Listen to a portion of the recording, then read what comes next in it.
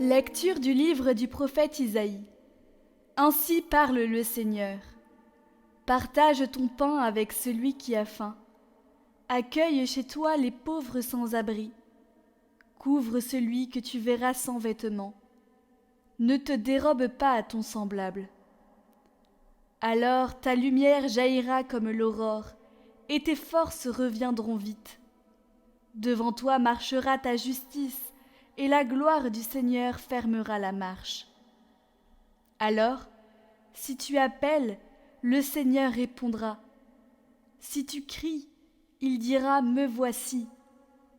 Si tu fais disparaître de chez toi le joug, le geste accusateur, la parole malfaisante, si tu donnes à celui qui a faim ce que toi tu désires, et si tu combles les désirs du malheureux, ta lumière se lèvera dans les ténèbres, et ton obscurité sera lumière de midi.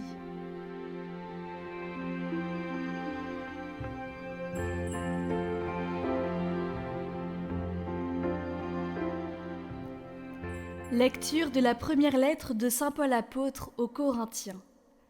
Frères, quand je suis venu chez vous, je ne suis pas venu vous annoncer le mystère de Dieu avec le prestige du langage ou de la sagesse. Parmi vous, je n'ai rien voulu connaître d'autre que Jésus-Christ, ce Messie crucifié. Et c'est dans la faiblesse, craintif et tout tremblant, que je me suis présenté à vous. Mon langage, ma proclamation de l'Évangile, n'avait rien d'un langage de sagesse qui veut convaincre, mais c'est l'Esprit et sa puissance qui se manifestaient, pour que votre foi repose, non pas sur la sagesse des hommes, mais sur la puissance de Dieu.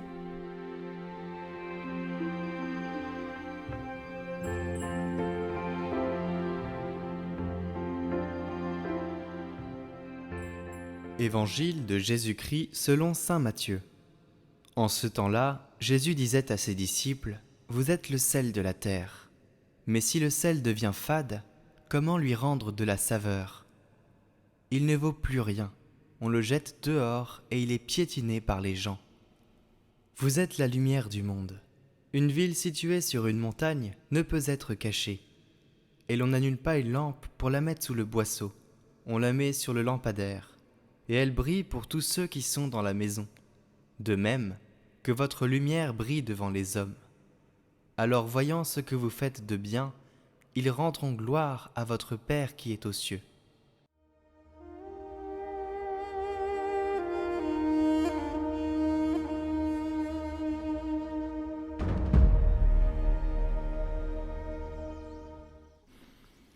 Chers frères et sœurs, ce dimanche, Jésus nous ramène à l'essentiel de la vie chrétienne. Vous êtes le sel de la terre, vous êtes la lumière du monde. Si la valeur du sel réside dans ses propriétés de préservation et de goût qu'il donne au repas, nous sommes donc appelés à donner au monde la soif et la faim de Dieu.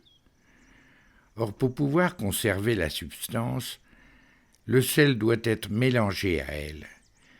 C'est donc en étant dans le monde que nous pouvons l'ouvrir à la bienveillance de Dieu. La lumière que nous sommes a une source inépuisable qui est le Christ. Et nous, chrétiens, avons le devoir de l'apporter au monde. Et c'est grâce à l'amour que nous pouvons devenir sel de la terre et lumière du monde. Quand tu auras aimé Dieu et ton prochain, ta vie entière sera illuminée.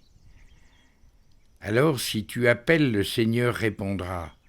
Si tu cries, il dira « Me voici ».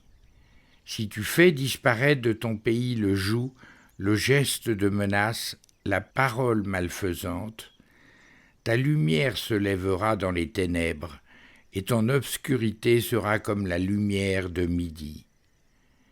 Que le Seigneur nous donne davantage la grâce de toujours pratiquer le bien pour vaincre le mal dans notre monde d'aujourd'hui. Dieu vous illumine et vous bénisse. L'Esprit Saint qui nous est donné, fait de nous tous des fils de Dieu, appelés à la vie.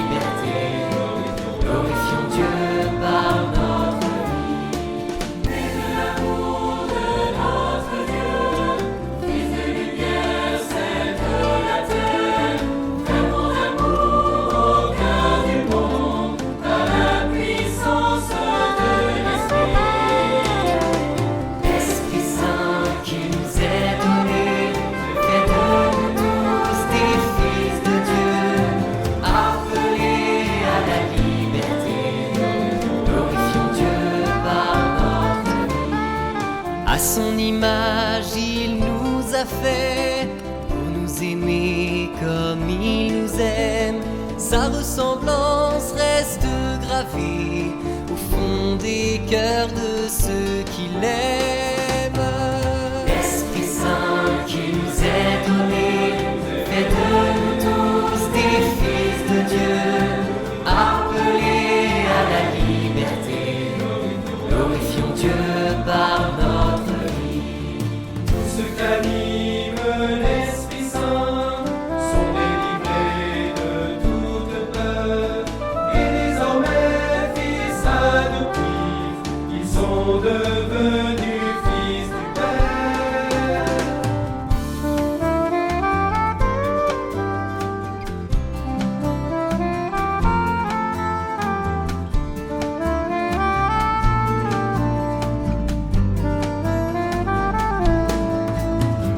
L'Esprit Saint qui nous est donné fait de nous tous des fils de Dieu, appelés à la liberté.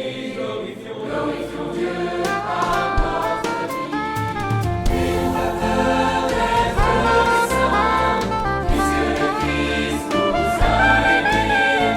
Ouvrons les portes à l'espérance, soyons des témoins de sa paix. L'Esprit Saint